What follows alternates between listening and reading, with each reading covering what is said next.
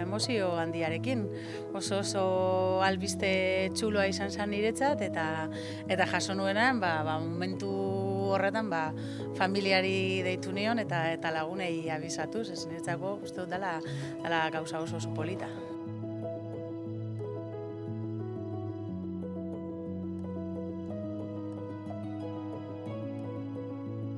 Gogoratzen ditut txikitako horrek 83 eta 84 horrek amarekin zelan joan nintzen Begoñara eta holakoak bai gogoratzen ditut. Uste dut dela azkenean edozein bilbotarrentzako ohorezko gauza bat da, ez? Eta nik behintzat harrotasun horrekin hartu dut egia esan.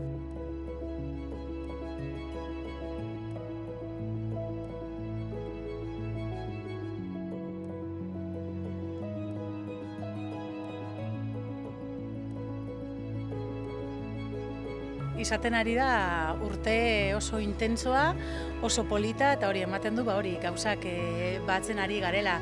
Eta orduan guretzako talde moduan sekulako saria da, ez? Azkenean gu beti oso buru belarri ibili gara musikan eta pasio handiz, eta horrek ere atzeraka buelta bat daukala ikustea gozada bat da, ez? Eta azkenean asko betetzen gaituen zerbait, ez da, urte oso paroa izan da, ez?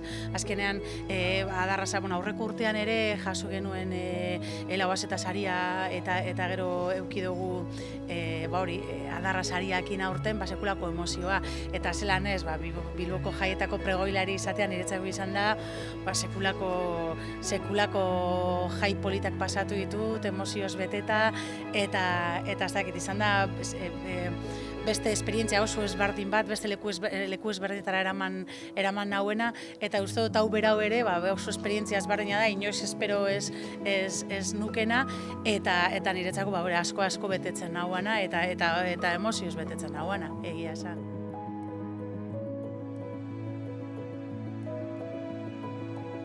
Gure hautaketa izan hautaketa bat berez horrela atera zen, eta ez gendun ezer planteatu.